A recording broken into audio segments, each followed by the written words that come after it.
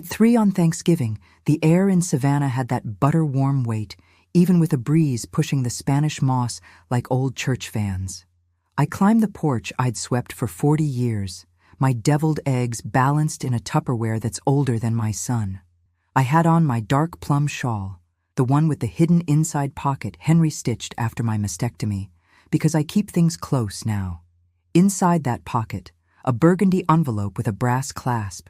It tapped against my ribs like a slow, polite knock. Before I could knock, the door swung open and Bianca stood there in her silk cream blouse and that camera-ready grief smile. She held a tray of rosemary-scented pecans like a priest with communion. "You don't belong here," she said, loud enough for the foyer and for the cousin with the phone behind her. "At my age, I don't shout, I document." I looked at the foyer rug I bought on sale at Habersham Antiques in 2002, the initials EC, stitched discreetly along the edge. I smelled my own lemon oil in the banister. My fingers curled into the dish towel I'd brought to cover the eggs. "It's my home, Bianca." She slid her body into the doorway, shoulder against frame. "Not today, not with vendors and Pastor Glenn and a brand on the line." She lifted her chin. "We have sponsors." Marcus hovered behind her, a full-grown boy doing fractions. Minus mother plus wife equals peace. He reached for my Tupperware like it was a bomb and whispered, "Ma, just for today, please." The brass clasp ticked against my rib again. I could have opened that envelope and flattened her sentence under stamped ink, but I learned from a lifetime in a school office. Timing passes every test. I watched the hallway clock, 3:02 p.m., tick toward 6, when grace would be said over a table I paid to keep when the roof rotted and the rain came right through the ceiling into the pot roast in 2019. I still had the receipt, $18,450, and Henry's note. "Eve, you'll never be without a roof." Bianca's smile thinned. "Take your pan and go," she murmured, too soft for the camera. "We'll bring you a plate." I set the Tupperware on the rail like a dare. "You do that," I said, my voice steady as ledger paper. I tucked the envelope deeper into the shawl and felt the bump of the bronze key taped inside the flap. The spare Henry insisted I keep. My feet didn't move. Across the street, little Maya from next door waved her scooter at me. The afternoon tasted like cinnamon and insult. I lifted my eyes to Marcus, searching his face for my boy. He folded the way paper folds when it's been damp too long. "Ma, please." If stories like this help you breathe, tap like and subscribe. Subscribe to our channel. This helps our work reach more people. The brass clasp clicked once against my rib, and I realized the key wasn't just for a door. I am not the loudest. I have dates and amounts. I stepped back from the threshold because sometimes you step back to see the whole picture. Bianca, satisfied, drifted toward the dining room, her ponytail swinging like a metronome. I lingered on the porch, hands tucked under my shawl, and peered through the window. The table was dressed like a magazine cover. Linen runner, amber glass, plates with gold rims I recognized from my TJ Maxx layaway in 2007. Place cards in looping calligraphy sprouted like little flags at each plate. I looked for mine. Evelyn, the name my mother sang when she ironed my dresses. There was a blank card at the foot of the table, a faint shadow where a sticker had been peeled away, leaving a gummy halo. The trash can in the corner had a curl of cardstock with E still clinging to it. I pulled my phone. 3:11 p.m. I snapped a photo. N1, indications, times and contradictions. Pastor Glenn arrived, his laugh walking in ahead of him. "Bianca, child, what a spread," he boomed. The sponsors, 2 women from Savannah Social, floated behind him, taking pictures. Marcus's shoulders relaxed when approval filled the room. Approval is a drug you don't see until the bottle's empty. I slid along the house's side to the kitchen window. Bianca was moving place cards again. She picked up the blank one, checked her phone, and tucked it into a drawer by the stove, the very drawer where Henry kept the property tax receipts. I could hear the silver hiss of foil as someone unwrapped my macaroni. "Who sent this?" one of the sponsors asked. Bianca smiled. "A client. We partner with the community." I thought of the week in August 2019 when the roofers pounded until the walls shook like drumlines. How I handed Forrester Roofing a cashier's check with my name on it, $18,450. I still have the bank's $85,000 roof and repair withdrawal stamp from June 14, 2019, because we replaced wiring too, $3,200 to J. Colson Electric. People call me simple. Simple doesn't mean blind.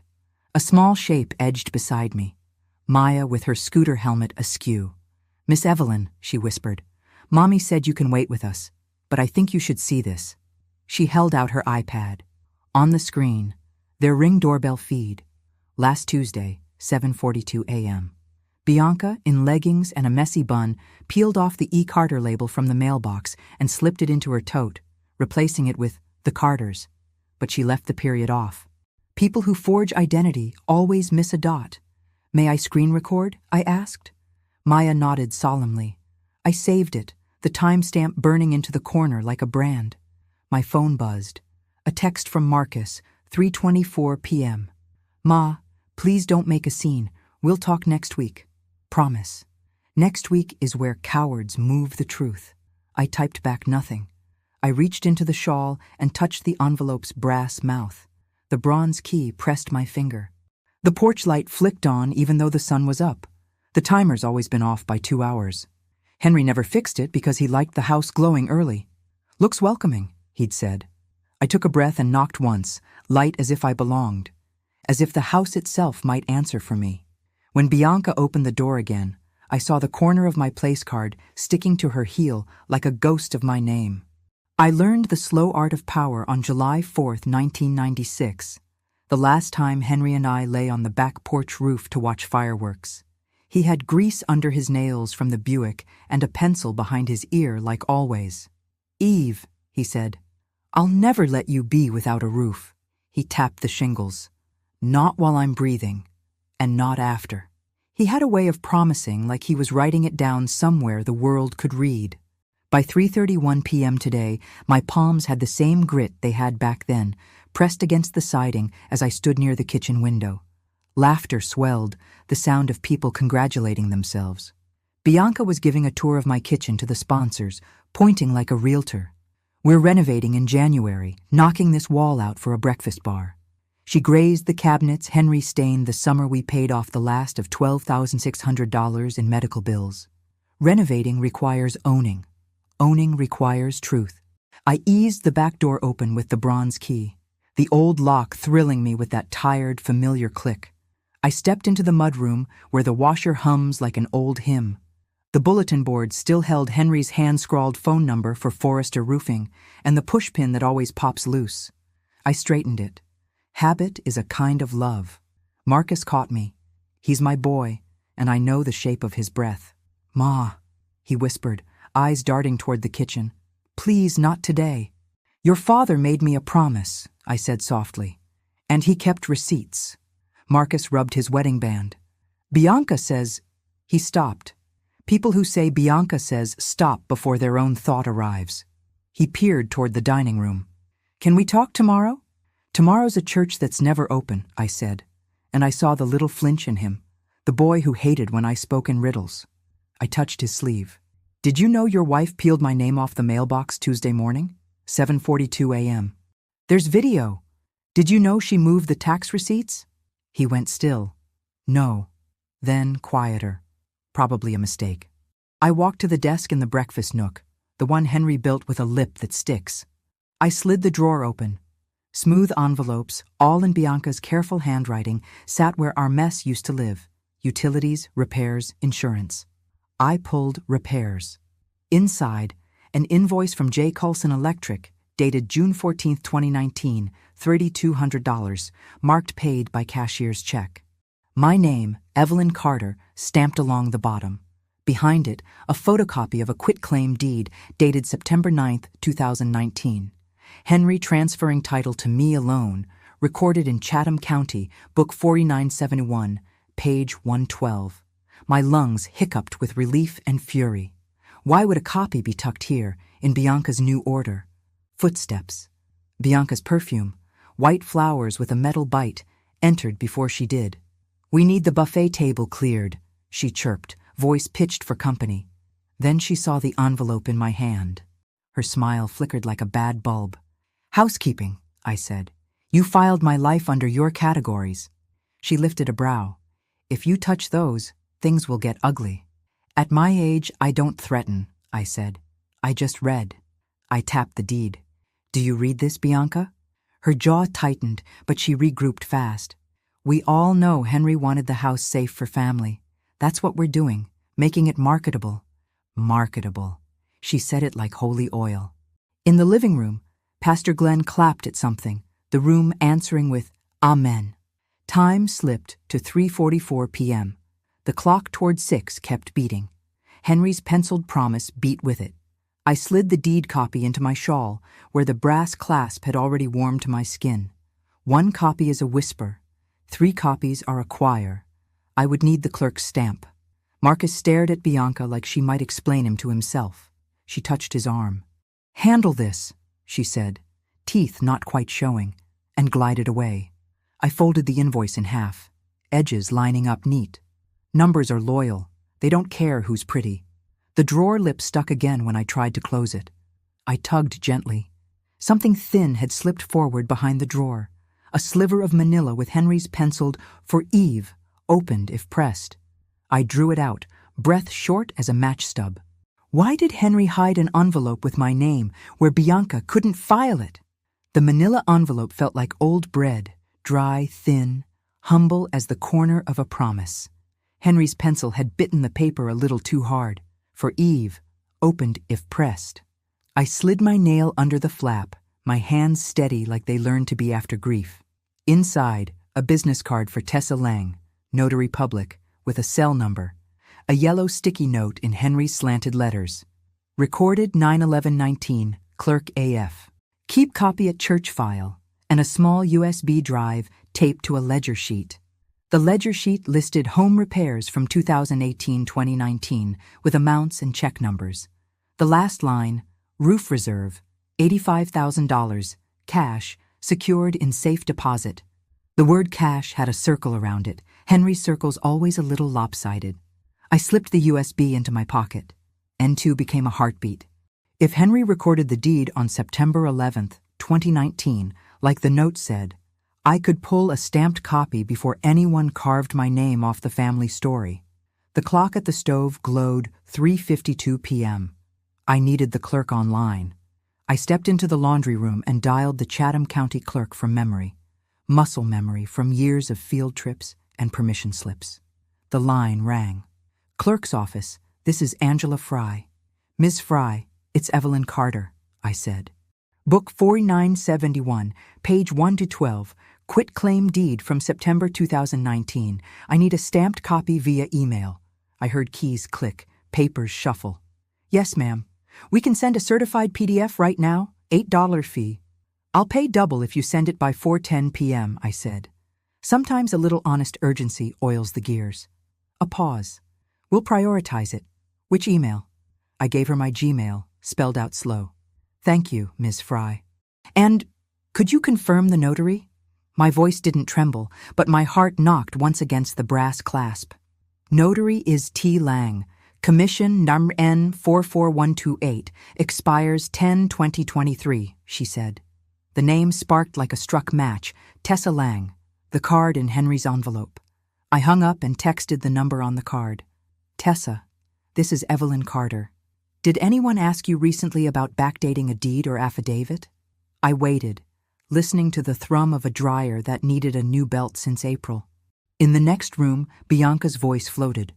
Sponsors, we're so excited to collaborate in the new year. We have a vision board, open concept, quartz, the works. Collaboration with other people's roofs is a skill. My phone buzzed. Unknown number. I stepped into the garage where even the air smelled like work. Miss Carter? A woman's voice, low. This is Tessa. I didn't respond to your text because I prefer a call for delicate matters. Someone did ask me last month about backdating a consent to sell letter. I refused. It was Bianca, right? I recognized her from the community board. Tessa's words settled like cold rain down my spine. Did she specify a date? September 1st, 2019. She wanted it to look like you and Henry agreed to sell if a buyer appeared. I told her that's illegal. Thank you, I said. Would you be willing to put that in an email? She hesitated. If needed. I also recall she asked what stamps look like on old filings. On the other side of the door, silver clinked, picture ready. My screen flashed. Angela Fry, clerk. Email subject, recorded deed, E. Carter, stamped. I opened it. The county seal sat heavy and blue across Evelyn Carter, sole owner. The timestamp, 9/11/2019, 10:22 a.m. I printed 3 copies on the Dusty Brother HLL23 Fido DW in the study, the same one Bianca said was dated and asked if she could replace. The machine coughed each page out like a little victory. Footsteps in the hall. I slid 1 copy into the burgundy envelope, 1 into my shawl's inside pocket, and taped 1 under the dining table with the same scotch I kept in the desk. Belts and suspenders. I tucked the USB into the pocket, too. Whatever Henry left on it would be insurance. When I came back into the corridor, Bianca was there, smile taut. "You've prowled enough," she said. "Guests are seated." She pointed to the door. "You can leave through the back." "I'll sit where my name used to be," I said, "near the head." Her eyes flickered to the buffet. "You don't want to do this." "At my age, I'm done wanting." "I do." The oven announced 4:16 p.m. with its off-key beep. I nodded toward the dining room. "I'll see you at Grace." Bianca leaned in, voice like ice. "If you step into that church tomorrow, I walked into the dining room as if I were stepping onto a witness stand I'd dusted myself. The table shimmered with curated autumn, tiny white pumpkins, a garland of eucalyptus, the quilted runner I sewed in 2003 when Marcus still brought home crayon turkeys. Pastor Glenn hovered at the head, palms spread like a lid over the room. The Savannah social ladies angled their phones to catch the gold rim of the plates, and there, at the far end, sat an empty chair with a gummy halo on the linen. My seat peeled. "Evelyn," Pastor said with a polished warmth, "we're just about to bless the table." "I'll join," I said, setting down my shawl over the chair, letting the burgundy envelope peep like a bookmark. Bianca's smile didn't reach her eyes. "We assigned seating, Mrs. Carter," she sang. "Vendors and family up front for footage." She tapped a placard that read, "The Carters, no period." The missing dot pricked me calmer than a prayer. "That's convenient," I said, keeping my voice low. "What's inconvenient is peeling a woman's name off her own mailbox at 7:42 a.m. on a Tuesday." She blinked, then covered. "We updated branding." She turned to Pastor. "We're expanding the business next quarter. This partnership will give us scale." "Scale," I echoed, "like fish on a Friday." Marcus tugged at his cuff. "Ma, please, not now." I lifted the water glass and saw the underside of the table, my Scotch tape shining dull as truth. 1 stamped copy slept there, safe as a secret. I set the glass down. "Before we eat, 1 question," I said to the room. "When a roof collapses, who owes thanks? The person who serves the pecans or the one who wrote the $18,450 check?" Bianca's hand landed on my elbow, light but loaded. "I'm asking you, as family, to show grace." "I'm showing it right now," I said. If I weren't, I'd read aloud an email I just received from Angela Fry at the clerk's office. The Savannah social ladies perked up. Phones etched the air. Pastor cleared his throat. "Sister Evelyn, perhaps we—" "I'm not your sister," I said gently. "I'm Evelyn, who paid $3,200 to J. Colson Electric when the wiring hummed wrong, who took $85,000 cash from a roof reserve Henry and I built in 2019 to keep water out of your hair tonight. I keep receipts." Bianca's laugh clipped. "No one withdrew $85,000 cash. That's absurd." I slid my fingers along the envelope seam, the brass clasp warm. "It's right here." A ledger with Henry's hand. "Roof reserve, $85,000 cash, secured in safe deposit." And if I'm mistaken, the USB will correct me.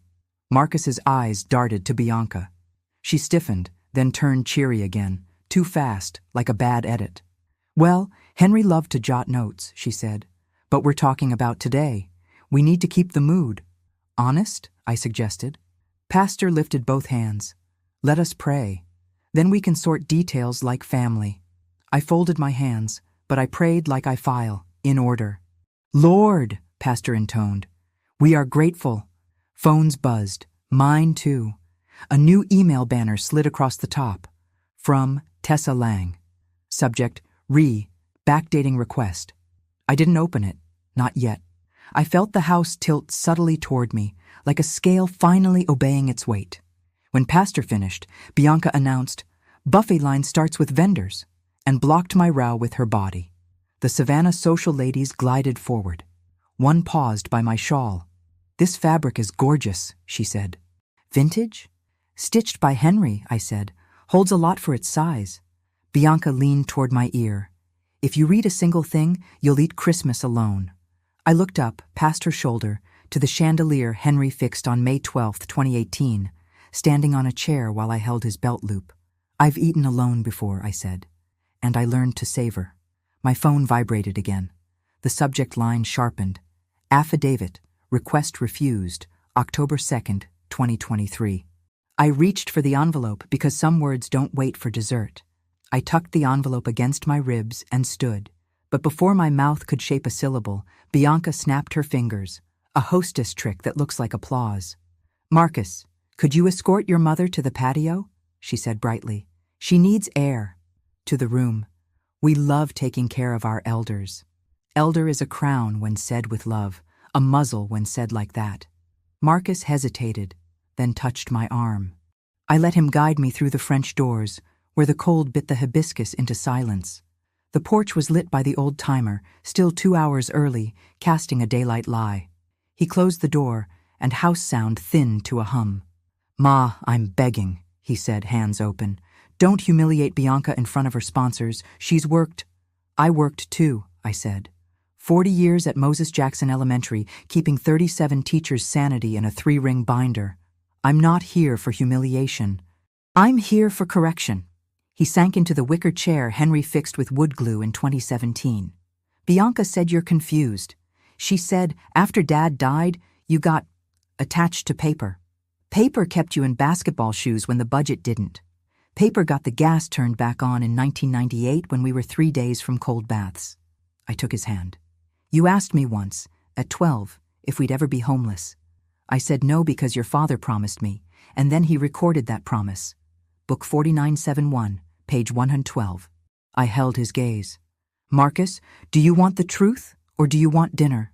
He flinched, the boy in him tugging at the man. I want my wife to be happy, he said, so small I almost didn't hear it. I wanted that for you too, and for you to be decent. I reached into my shawl and pulled the printed deed halfway out. He stared at the seal like it might bite. Your father made this as simple as a loaf of bread. The house is mine. When I die, you inherit. Until then, I don't answer to your wife's branding. Through the glass, I saw Bianca arrange vendors like chess pieces. The Savannah social ladies posed pastor by the mantel. The house looked like a catalog, wearing my history like a costume. The patio door clicked. Bianca stepped out, smile off. You had your moment, she said to me softly. I'm calling Uber. You can collect a plate tomorrow. Tomorrow's that church again, I said. She dropped the smile altogether. Listen carefully. A buyer is interested. Caraway Properties. They want to close in January.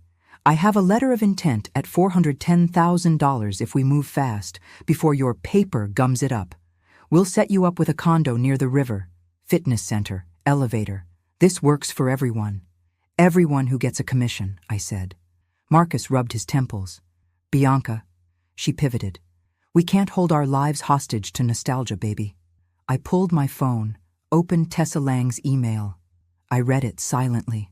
Then aloud, clear enough to carry to the lemon tree. On October 2nd, 2023, Ms. Bianca Reed asked whether a consent to sell letter could be backdated to September 1st, 2019. I refused and advised her it would be fraudulent. Bianca's face stilled. Tessa is mistaken. People are mistaken. Emails aren't, I said. And the clerk just sent a stamped deed, September 11th, 2019. Evelyn Carter, sole owner. Her nostrils flared, a quiet animal. If you torch this night, you won't see Lila until Easter. I felt the weakness in that hit. It made my bones ache. Children aren't collateral, I said. And threats are receipts with teeth. Bianca stepped closer, whisper sharp. We both know you can't prove what's on that USB. Then let's find out, I said. Because if it's empty, you win the room. Behind us, the study door was ajar. I walked in, sat at the old desk, slid the USB into the brother's side port, and opened the folder. House, 2018-2019. Files bloomed, roof estimate. PDF, bank stamp, Corson A5K, JPG, ring clip 919.move, Tessa a contact, TXT. I double-clicked bank stamp a A5K, JPG. The screen filled with the bank window stamp, June 14, 2019, $85,000, cash, Bank South. Henry's handwriting at the edge, roof reserve, deposited to box 422. Marcus leaned in, breath shallow. Bianca backed up one step. I clicked ring clip 919.move. The foyer flickered, and there was Bianca in September 2019, tugging an envelope from the desk, reading, snapping a photo, then slipping it back. The timestamp sat cold in the corner. 809-17-2019, 06:58 a.m. Delete that, she said. I turned the laptop so the glow washed my face. After dinner, I said, we'll let the house see itself. I should have known Bianca had a second act prepared.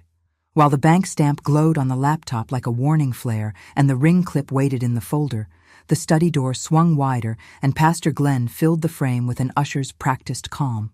Sister Evelyn, he said, each syllable polished. Why don't we step back inside? Folks are hungry. Bianca slid in behind him, soft-voiced steel. Mrs. Carter accidentally opened private records, she said to Pastor, and this is a family day. Private is a generous word for a deed recorded at a courthouse, I answered. But I closed the laptop. I could feel Marcus at my shoulder, torn, and I felt tired of being Torn's mother. The stove clock winked 4:28 p.m., 92 minutes to grace. Please, Marcus said, let me handle this. Just go home for today. I'll come by tomorrow. Tomorrow again, always tomorrow, like a road sign pointing at fog. I closed the burgundy envelope, slid it under my shawl, and looked at my boy. He had Henry's lashes and my father's jaw. You don't need me to be quiet to be a good man, I said. But I could see the plea lodged in him like a fishhook. Bianca reached, quicker than a moth. The envelope pinched between her fingers. We'll keep this safe, she said, already angling away. I held on, but she twisted with the confidence of someone who lifts other people's words for a living. The brass clasp grazed my thumb and the envelope slipped into her hand. She tucked it under the runner on the dining room buffet as she passed, smiling at a guest. I watched the exact place, the eucalyptus leaf with a tiny brown freckle. Pastor touched my forearm. Sister Evelyn, the Lord loves the peacemakers. I'm a peacekeeper, I said. I keep what keeps peace, truth. He nodded as if I'd agreed with him and gestured toward the front door. Bianca had a jacket in her arms already, a tote on her shoulder. We ordered you a car, she said, voice honeyed for witnesses. Let us fix a plate. The two Savannah social ladies paused their filming, sensing drama with no lighting plan. Marcus didn't meet my eyes. Lila's tiny face flickered over his shoulder, then disappeared as Bianca herded her back toward the table. The house that had learned my footsteps now swallowed me like a stranger. I picked up my Tupperware, deviled eggs untouched, and walked to the door. The porch light glowed fake dusk. I set the Tupperware on the rail again because dare is a posture some days. The Uber idled at the curb, driver looking everywhere but at me. I stepped onto the porch and then down, the stairs keeping count. My hands shook. Not fear, not exactly. A current finding a ground. Maya's scooter clacked across the sidewalk, her helmet askew again. Miss Evelyn? She whispered. My mom says to come inside our house if you want. Thank you, baby, I said. I might take you up on that. My phone buzzed. Unknown. I answered because blessings do not always introduce themselves. A man's voice, warm, accented. Ms. Carter? Luis Ortega. I did your wiring in 2019. Bianca texted me a week ago asking for a template for an owner consent letter. Something felt wrong. I still have photos and originals from the job with your name. You want me to swing by? I looked back at the window where Bianca was polishing my silver as if spit could rewrite metal. How fast can you get to Ardsley Park? 10 minutes, he said. I'm around the corner at Victory Drive. I hung up and slid the phone into my purse. Across the street, Maya's mother lifted a hand in quiet permission. The Uber blinked its hazard lights. I lifted my Tupperware and turned my back to the curb. I walked away from the car and toward the little house with the lavender wreath, because losing the envelope is not the same as losing the story. I knocked once on Maya's door and watched Bianca's shape move through my dining room, confident as a thief with a key she believed was the only one. Maya's mother, Tanisha, opened the door quick, the way people open for familiar trouble. "Come in, Miss Evelyn," she said. "You want sweet tea?" "Water will do," I said, and stepped into a tidy living room where the couch had plastic runners to protect against sticky summers and sticky children. The television glowed with a paused Ring app. Tanisha pointed the remote like an usher with a flashlight. "We keep ours connected to the TV so my mama can see who's coming," she said. "Maya told me what happened on Tuesday. Do you want to play it here?" "Yes," I said. The clock on their microwave read 4:37 p.m. My heart ticked along. 83 minutes until grace, 28 days until December 23rd when the probate window closed. I swallowed the water like medicine and nodded at the couch. "Let's show the house to itself." Maya beamed and hopped onto the ottoman. "I already airdropped it," she said. On the screen, Bianca's 7:42 a.m. clip filled the room. Leggings, ponytail, tote. My name peeled off the mailbox. The Carters slid on. No period. Tanisha clucked. "You can't just erase people," she said, with the weary authority of someone who has watched it tried. The front door knocked. Luis Ortega stood there, cap in hand, carrying a portfolio case he probably bought for permits and found himself using for other people's alibis. He had sawdust on his hoodie and a face that made you believe in work. "Miss Carter," he said softly. "I brought copies and originals. The bank took pictures of checks, too." He laid them out on Tanisha's coffee table like a reverent dealer. J. Colson electric invoice, Forrester roofing estimate, photo of the Bank South counter stamp, $85,000 cash, permit receipt with my signature, a selfie of him and Henry on the porch steps, grinning with a bundle of wire like a trophy snake. The date in the corner, 06/14/2019. Henry said, "If anything happens to me, my wife keeps this house." He said it twice, Luis added, looking at me and then at the TV, where Bianca's hand hovered mid-peel. "I need you for one more thing," I said. "Would you be willing to say that sentence again, in this room, into my phone?" He nodded and stood straighter. I opened the voice memo app. He spoke slow, careful. "I, Luis Ortega, installed electrical work at Evelyn Carter's house in June 2019. Henry Carter told me, if anything happens to me, my wife keeps this house. I saw Ms. Carter pay invoices from her account. I have the receipts." Maya whispered, "Like a podcast," and I smiled at her because children deserve to see how truth is made. I forwarded the memo to my email and to Angela Fry at the clerk's office, subject line, supplemental statement, Carter residence. The little whoosh climbed my throat like courage. I also sent it to myself 3 more times, because redundancy is a love language for women who have been told to calm down. Luis tapped the portfolio. "I can also text Bianca to meet me at the house at 5. She asked me for the template. Maybe she'll come outside to talk." "Better," I said. "Text her that you're dropping off the owner consent letter she wanted. Then walk through my front door with me." Tanisha glanced toward the big house. The Savannah social ladies were at the bay window, taking a boomerang of champagne bubbles. Pastor had his hand on Marcus's shoulder like a paperweight. The oven clock inside my house had to be crawling toward 4:50 p.m. now. "You want my soundbar?" Tanisha asked suddenly. "For the TV, it'll make the clip louder." I laughed, a short, startled sound. "Yes, ma'am." She unplugged it and handed it over like a casserole. "Bring it back when you're done ruining somebody's lie." We walked out as a small troop, me with a soundbar, Luis with his portfolio, Maya carrying the HDMI cable like a banner. The porch light on my house still insisted it was evening. The air smelled like nutmeg and the last warm day. At the door, I slid the bronze key into the lock. Over my shoulder, I saw Bianca through the dining room arch, her hand resting on the exact wrinkle in the runner where she'd hidden my envelope. The key turned smooth as a promise kept.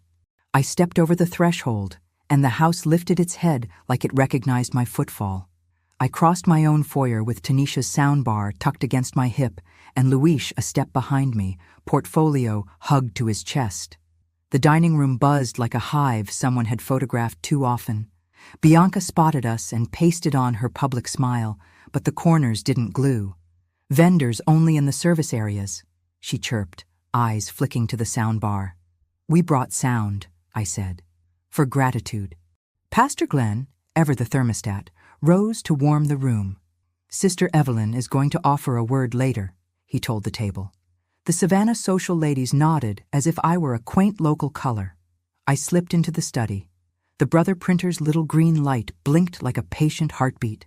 I set Tanisha's soundbar on the desk, ran the HDMI cable to the laptop, then to the TV in the sitting room that Bianca had muted on a screensaver of drifting leaves. The clock on the mantel read 4:56 p.m.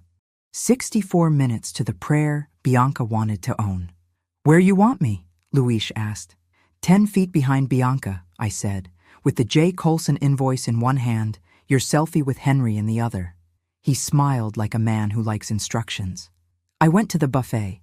The runner lay smooth except for one wrinkle, an eucalyptus leaf with a freckle marking the spot. I lifted the corner with 2 fingers, felt the burgundy envelope, and slid it out like a magician steals a coin. The brass clasp kissed my thumb. I slipped a folded recipe card in its place. Sweet potato pie, yields 8. If Bianca reached, she'd grasp sugar. Back in the study, I opened the envelope and laid the contents in a soldier's line. The stamped deed, book 4971, page 112.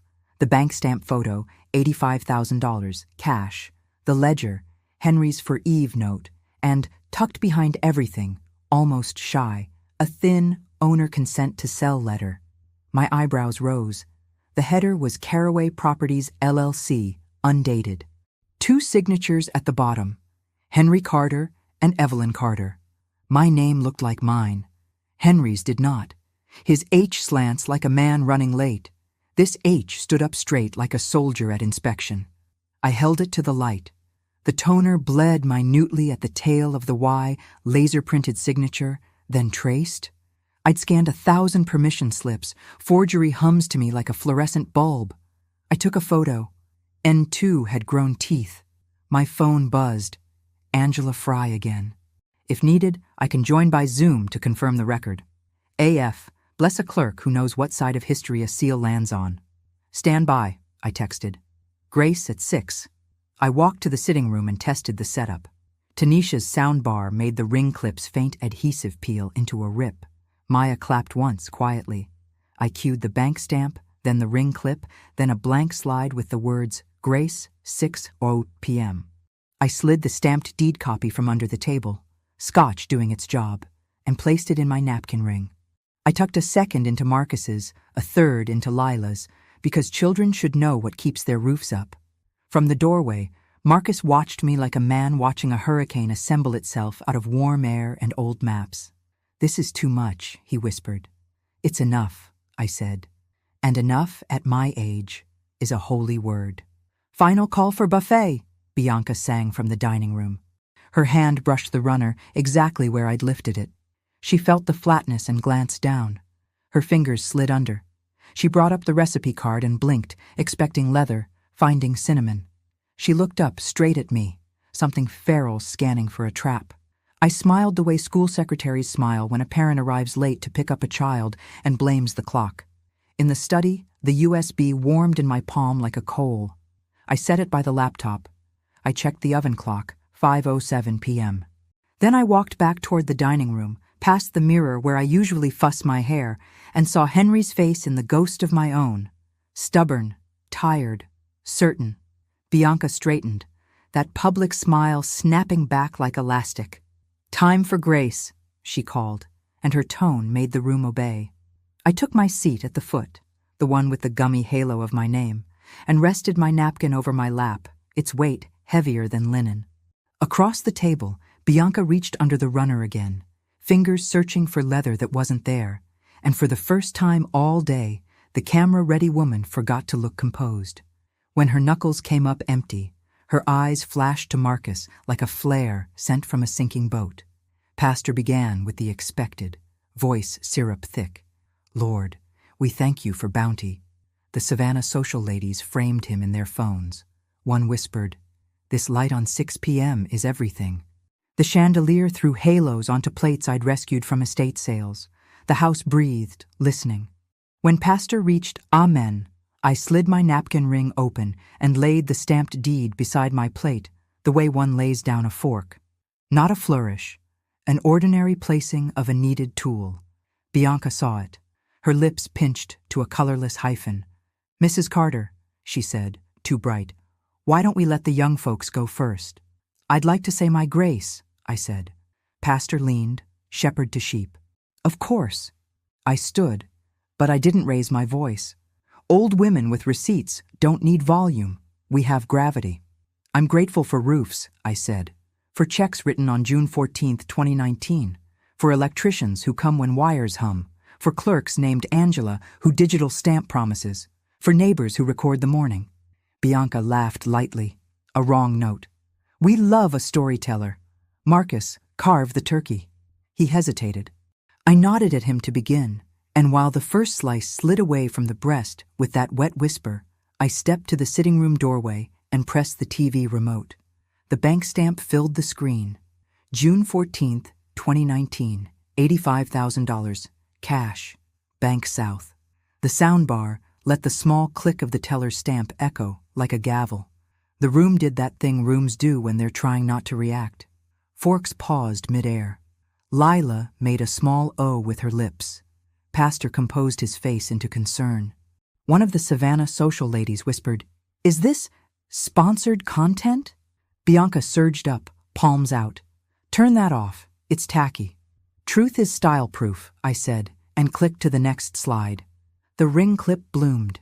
7:42 a.m. Tuesday. Bianca's ponytail, her hand peeling E. Carter off the mailbox. The Carters sliding on. No period. Tanisha's soundbar caught the exact sound of adhesive surrendering. A guest tittered, then smothered it. Pastor said, "Now, now." Bianca said nothing. Her hand found Marcus's sleeve and squeezed until the fabric wrinkled like paper under a stamp. I clicked again. A white screen with blue seal and text, recorded 9/11/2019, Evelyn Carter, sole owner, book 4971, page 112. "For anyone unsure," I said, "this is the present tense of our location." Bianca found her breath. "This is inappropriate." "Forged documents are inappropriate," I answered. I lifted the Caraway Properties owner consent to sell from the envelope and held it at my sternum. "This letter has 2 signatures. One purports to be Henry's. It is not. The H stands like a soldier. His always leaned because he never stopped moving. Also, our names are in laser ink, bloomed on the curve. We signed in blue ballpoint on everything important. Ask J. Colson." Luis stepped forward from where he'd been a shadow, raised his right hand without being asked, because some men know how rooms work. "I saw Ms. Carter pay," he said. Then, clearly, "Henry told me, if anything happens to me, my wife keeps this house." He held up the selfie. Henry's grin burned easy and true. Bianca took one step toward me, low voice meant to hurt. "You are destroying your relationship with your son over footage and paper." "At my age, I'm done with paper being the insult," I said. "Paper is where men like Henry put their promises, so women like me don't have to beg charisma to keep us warm." The room finally exhaled. The Savannah social ladies had their phones up unabashed now. Pastor's mouth opened, then closed, the better waiting tactic of a seasoned talker. I clicked one more time. A Zoom window popped up. Angela Fry, her headset slightly crooked, seal visible behind her. "Good evening," she said into the room, unaware of eucalyptus and quail eggs and history. "I'm with the Chatham County Clerk. I can confirm that Ms. Evelyn Carter is the recorded sole owner of the property at address redacted since September 11th, 2019. Bianca's smile fell off like wet paper from a wall. I clicked the remote off and let the chandelier reclaim the silence. I folded the consent letter and slid it into my pocket, the way you pocket a snake after removing its fangs. Then, without moving my eyes from Bianca's, I lifted my glass and said, "Now we can eat." Bianca sat down very slowly, like a woman afraid of what was taped under her own chair. Plates scraped and conversation tried to climb back into the room like a cat after rain. Bianca rose with a brittle smile and murmured, "Excuse me," then brushed past me toward the kitchen. I followed because private is where liars loosen their shoes. The kitchen smelled like nutmeg and heat. Steam fogged the window over the sink where I'd once taught Marcus to wash dishes without baptizing the floor. Bianca grabbed the marble island with both hands as if it were moving. "You had no right," she said, voice low. "You don't know what it takes to build something." "I built this," I said, tapping the counter. "With paper, not pretending." She exhaled, a sharp cough of a laugh. "You're going to ruin your son's life. Do you want that headline? Widow torpedoes son's marriage on Thanksgiving." "I want the right headline. Woman keeps her house." She stepped close. "Caraway Properties gave me a timeline. Offer at $10,000, close January 10th. They want empty, staged. I moved heaven to line up investors and pastor, and you moved a mailbox label at 7:42 a.m. and asked a notary to break the law on October 2nd, I said. "That's not heaven." Her eyes flashed. "You think anyone will care about your stamps when I start talking about your confusion, your episodes, since Henry died? You keep papers in your shawl like a squirrel. Sponsors don't like unstable." "At my age, I'm not unstable," I said. "I'm loaded." I set my phone on the island and hit speaker. It rang once. "This is Tessa," came the voice. "Ms. Carter? I'm on speaker with Bianca Reed," I said. "Would you repeat what you told me?" Silence hummed, then Tessa's voice flattened into professional. "Ms. Reed asked me October 2nd, 2023 if I could backdate a consent to sell letter to September 1st, 2019. I refused. Bianca's jaw pulsed. "Who are you to—" "I'm a notary who took Henry Carter's 2019 acknowledgement," Tessa cut in. "I remember his signature, the H leans." I ended the call before Bianca could spit. The oven clock read 5:21 p.m., 39 minutes to 6. The house's old hood vent clicked. That familiar ghost. "Listen to me," Bianca said, voice dipping. "If you force this, I go nuclear. I will tell everyone you're emotionally manipulative, that you threatened me, that you stole my files. Marcus will stand by me because he's decent and because Lila needs stability. People will stop booking me for church events if Pastor pulls back. If that happens because of you, I'll make sure you never see your granddaughter without a mediator. That's not a threat. That's a schedule. Schedules can be moved," I said. "I was a secretary for 4 decades. I slid the Caraway consent letter across the island with one finger. "Where did you get Henry's signature?" Her nostrils flared. "He signed a blank sheet the day the hospice nurse came, just in case. It was for bills." My stomach went cold, and with it came clarity. "You kept a blank with his signature. Then you printed a letter under it." She didn't deny it. She lifted her chin. "It's not forgery if he intended to give consent." "It is," I said quietly. "You've never been this close to a consequence. It looks different from a brand deal." She leaned in until I could count every mascara spike. "If you step into that church tomorrow, I'll tell them you hit me." I held her gaze. "If you say that, I press play." "What's on your little drive?" she scoffed. "Selfies? Bank stamps? You don't have—" The kitchen door creaked. Marcus stood there with a plate he wasn't eating, face pale, eyes moving between us like a metronome trying to decide the tempo. "What is going on?" he whispered. "Your mother," Bianca said, turning the blade fast, "is threatening to smear me." "Your wife," I said, "asked a notary to backdate and is holding a letter with your father's signature stolen from a blank." Marcus's throat bobbed. Bianca?" She shot back tears with an expert flick. "They always pick the old woman." I slid my phone to him and scrolled to Tessa's email, then to Luis's memo, then to Angela's Zoom still. "Stop choosing next week," I said. "Pick a side before 6. For the first time since he grew a mustache, my son looked 15 again. Afraid, righteous, torn. He put the plate down on the counter with a little ceramic cry. "Pick, Marcus," Bianca breathed. "For Lila." For the roof, I said. He closed his eyes. When he opened them, he looked only at me. What do you need, Ma? I touched his cheek. 5 minutes in that room, a screen and a chair. Behind him, in the dining room, the chandelier buzzed once like a low warning, and I knew we were on the hour's edge. We moved like a small procession. Marcus first, shoulders squared, me next, with the USB and the stamped deed, Bianca behind, smiles stapled back on, eyes flat, Luis bringing up the rear with his invoice and the selfie, Tanisha slipping in at the doorway with the soundbar's remote held like a candle. The table waited, gleaming, that gummy halo of my name at the foot now glinting under chandelier light. Pastor stood, puzzled and treading water. The Savannah social ladies turned their cameras like sunflowers. Marcus cleared his throat and, God bless him, his voice didn't crack. I asked my mother to present her documentation, he said. Please give her 5 minutes. It took Pastor a beat to nod. 5, he said, palms out, broker to a storm. I didn't stand at the head. I stood where my name had been peeled, because restoration is a location. I held up the first page. My husband recorded a quitclaim deed on September 11, 2019, making me sole owner. Clerk Angela Fry is on video to confirm. The record is public, book 4971, page 112. I placed the page on the runner. Ritual, not drama. Second, I said, and pressed the remote. The bank stamp filled the screen. June 14, 2019, $85,000. Cash.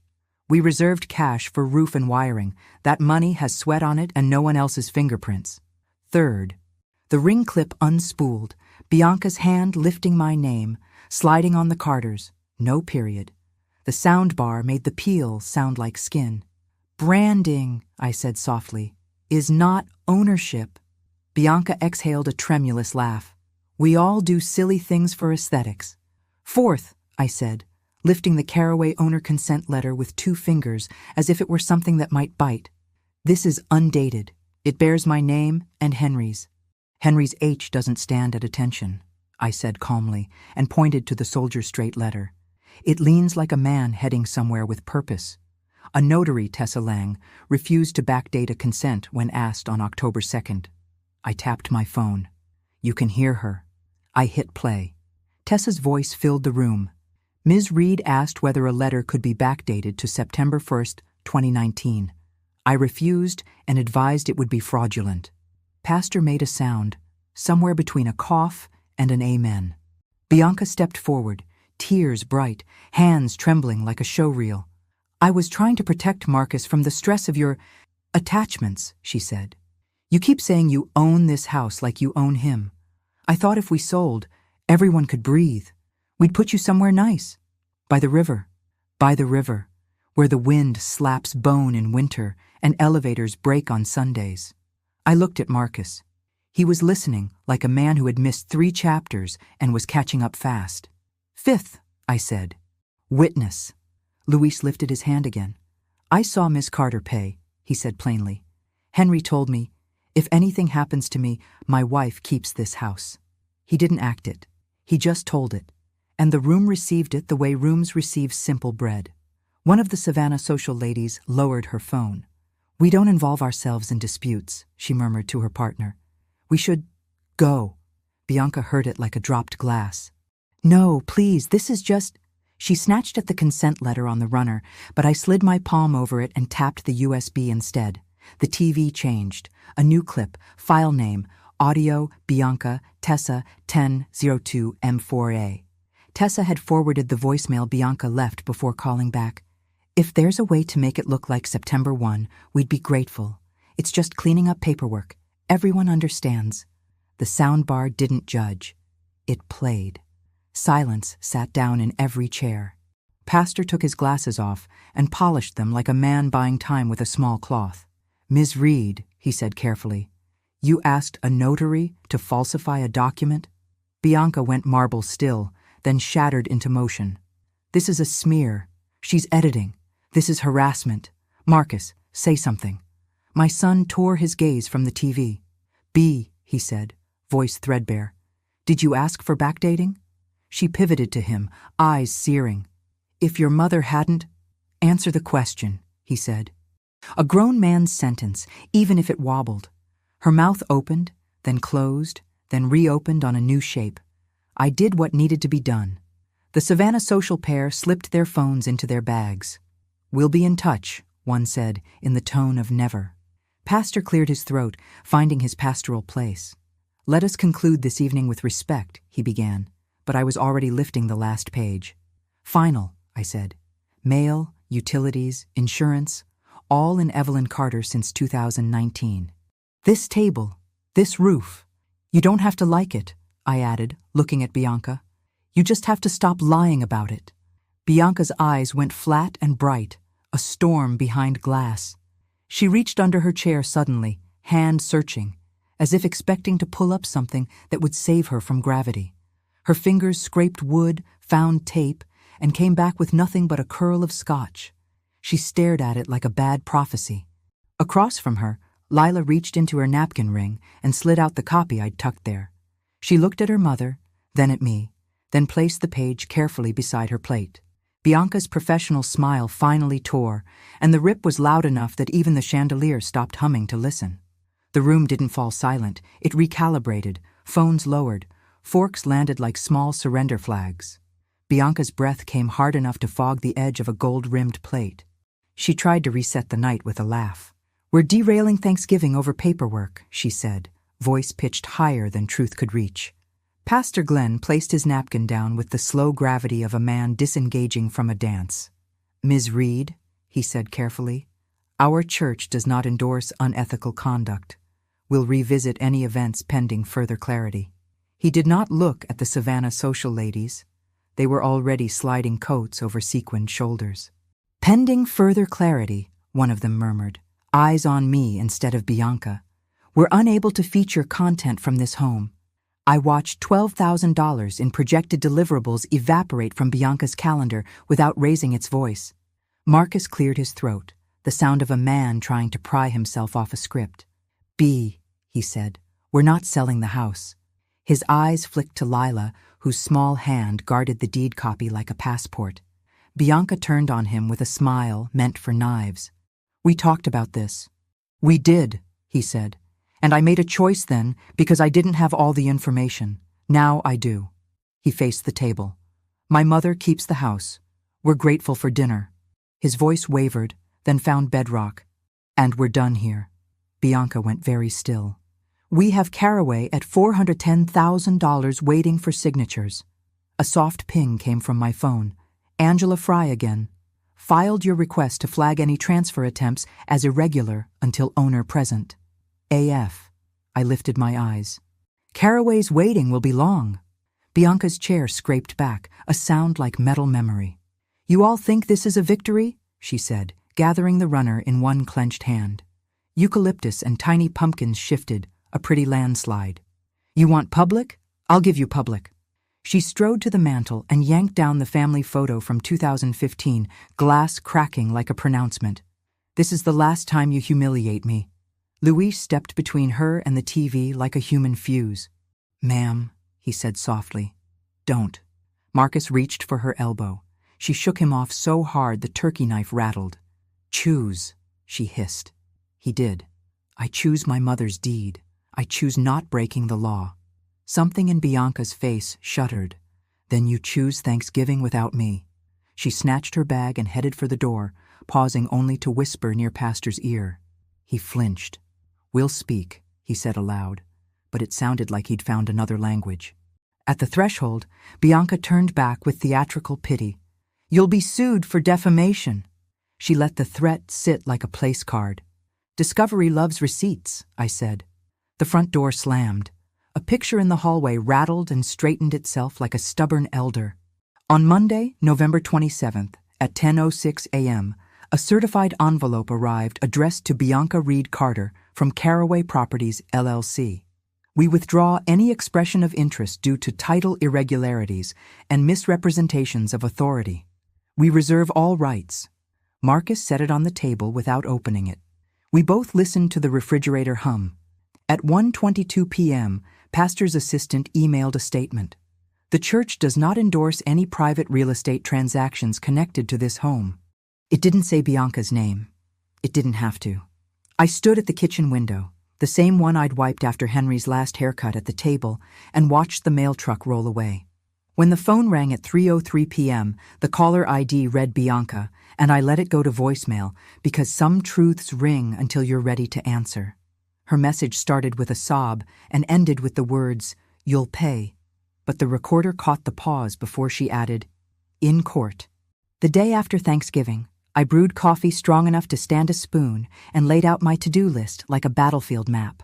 At 9:15 a.m., Sims Locksmith replaced the front and back deadbolts, new pins, new keys, receipt, Marduan 428 for $246.80.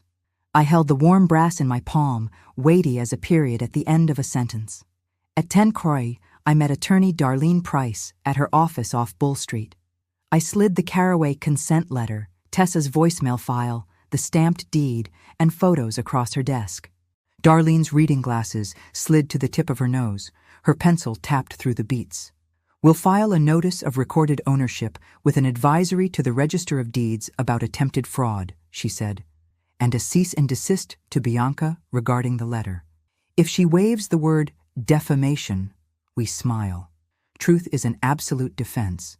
We'll also notify Caraway that any further contact goes through counsel." She looked up at me with the kind of tenderness practical women rarely get offered.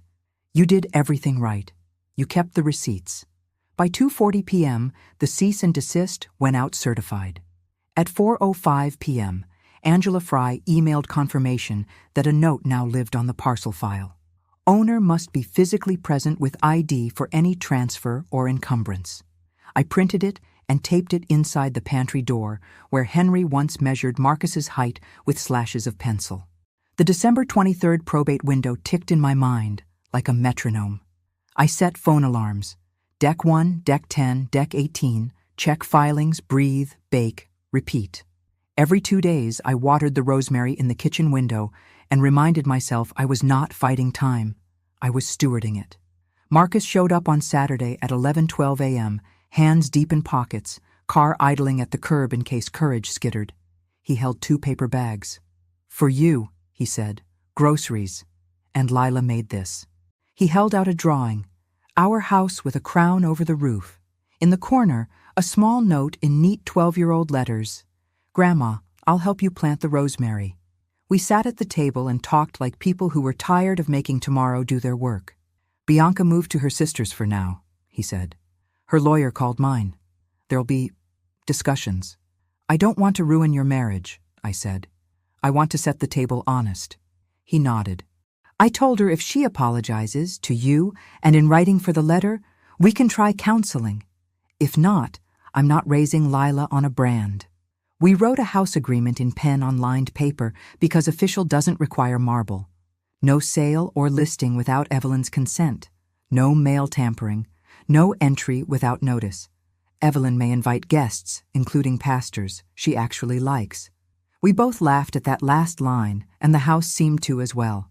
On December 3rd, a letter arrived from the Georgia Notary Division acknowledging receipt of my complaint with Tessa's supporting statement.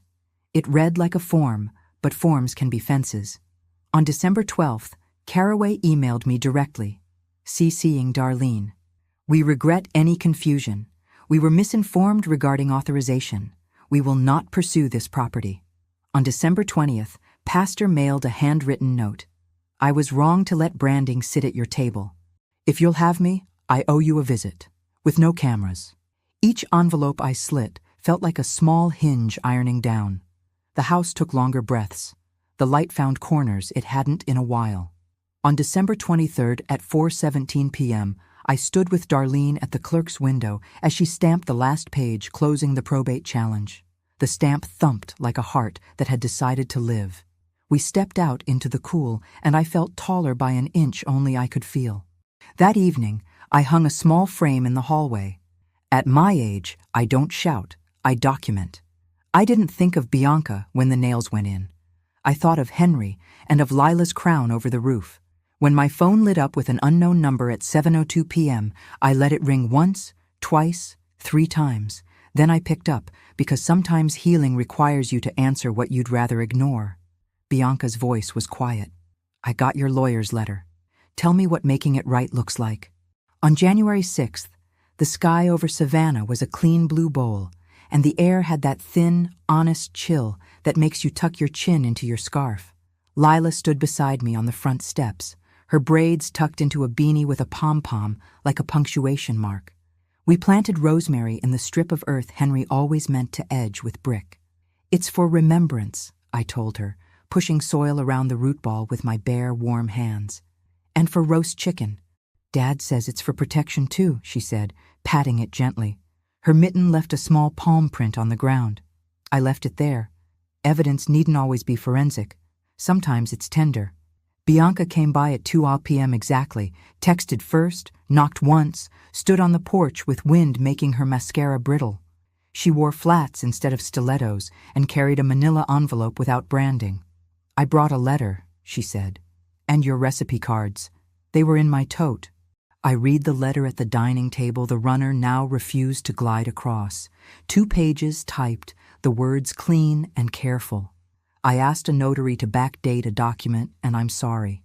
I removed your name from the mailbox, and I'm sorry. I used Henry's signature in a way that was wrong, and I'm sorry. I will not attempt to sell or list the home. I will correct any statements I made that questioned your sanity. I will attend counseling with Marcus. I will not use your home for my business content again without your consent. She signed her name in blue ink. The H in read is not a test, I told myself. Forgiveness doesn't require calligraphy. Thank you, I said. There will still be boundaries. I slid a copy of the house agreement across to her. She read it with that event planner speed and nodded. I'll honor this, she said. If I fail, I'll move out. Lila hovered in the doorway, reading Bianca's face like weather. Can I show you the rosemary? She asked, half daring, half hope. Bianca looked at me. I nodded once. They went outside together, and I breathed into the empty hall where my life had learned to echo. I opened the fridge, and for once there was room. I cleared a strip of door, wiped it with lemon, and took out the sheet of paper I'd folded since 1996. Henry's list of promises from that 4th of July night, written on the back of a fireworks flyer. Roof. Receipts. Remember. I smoothed it and taped it to the fridge door where my hand reaches 20 times a day. Pastor came by the next afternoon without a camera, sat on my couch, and let the house teach him our silence. He prayed short and good. Luis swung by with a spool of wire and rewired the porch light so it would stop pretending the day was night. When it clicked on at 5:24 p.m., exactly when the sky agreed, it felt like a benediction. The last certified letter came in February, months calmer. The notary division issued a formal warning to Bianca. No fine, a line she would have to live under. Not vengeance, consequence. It fit. On my birthday in March, I baked a rosemary pound cake.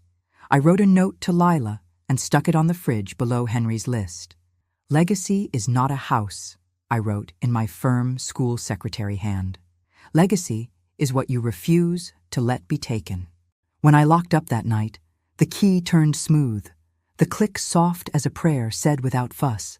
I stood on the porch, breathing in rosemary and ocean damp, and I felt the roof, our roof, hold. And when I finally turned off the kitchen light, the last thing to glow was the sentence on my refrigerator that I had chosen for myself. I learned to choose me without apology. If this story gave you strength, help us by sharing, liking, and hitting the notification bell. We'd love to hear in the comments which part of the story you liked most. See you tomorrow.